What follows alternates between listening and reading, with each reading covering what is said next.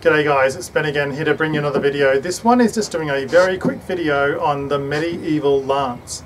The medieval lance evolved from spearheads. So as we just take a quick look at a spear for a second, the medieval spear is a great weapon to be able to use on horseback.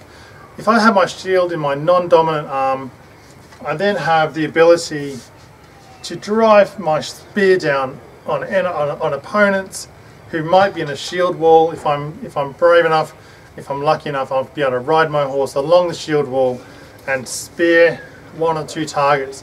Now this spearhead could be used to render an opponent's shield dysfunctional, which is perfectly reasonable. But once you start taking away the shields, you start creating gaps.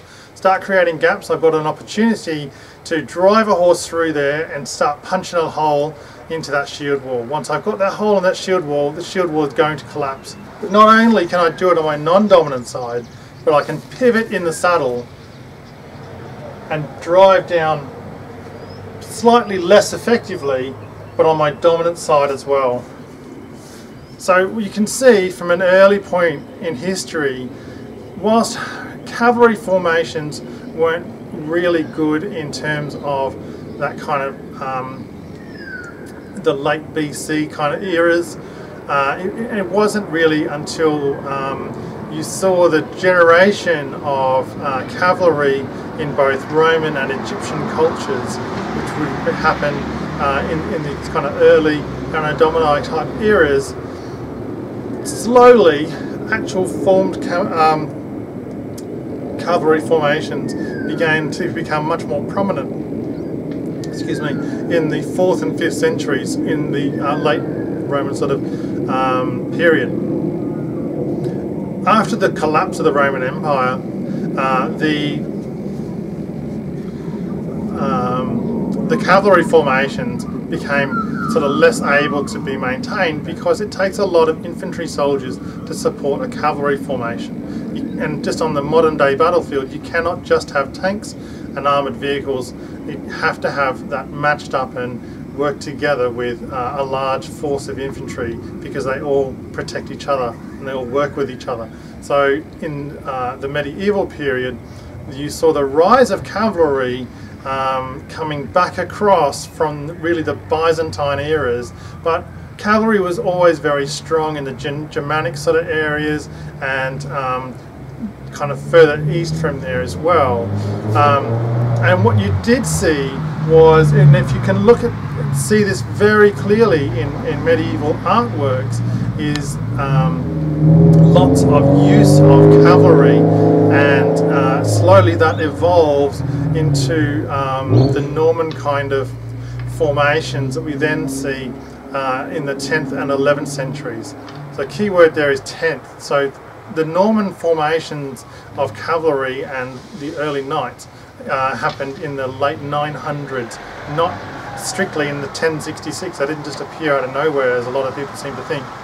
Okay, so in terms of lancing positions, a couched lance seems to go back right through into that Roman period, and there are medieval artwork examples to show that. The other, and a couched lance is very easy to use. So, and the reach that I have on this couched lance, this is only 2.4 meters, 8 feet, but it's huge. So I'm right in front of my horse. If I've got a horse that's galloping, a galloping horse can do sort of 50 plus kilometers an hour. This is going to create a huge amount of force, and this is going to take out an opponent. If I'm lucky and my lance stays together, then I should be able to take out 3, 4, 5 opponents in one charge, and then circle back around, grab another lance and go again. The other way of using a lance, and we know that they use them in an outstretched hand, which would have been for the dominant side, and being able to reach through. I'm just using the camera there as a bit of a mirror to see. Make sure you guys can get this in screen, but that's a really effective way to do this, and because I can reach over a shield wall and be able to accurately gauge exactly where that's going to go. And obviously the third position So we have the couch position, we have from an outstretched arm, and the third position you have, which is probably the oldest, and that is driving a spearhead down from on top, and you have a very easy way of doing that. And because you're higher up on a horse, bear in mind medieval horses were not that tall. A medieval horse may have only been sort of 13, 14 hands, so roughly sort of shoulder height, whereas the horses we see today predominantly are much taller, much taller, so you do get a disproportionate view. But that said, that horse does enable you to travel very quickly, to get to where you need to be, and then as we saw, the influence from horses that have been brought across from the Byzantines and the influence of the Byzantines, we then start to see a much faster horse. The horses that the Normans brought to England in 1066 would have been a radically different horse. These can charge at high speed, but only for short durations. So after a few hours of use, they're going to be just exhausted and have to get, you have to have a spare horse. So it's not uncommon to hear of knights having 4 and 5 and 6 horses.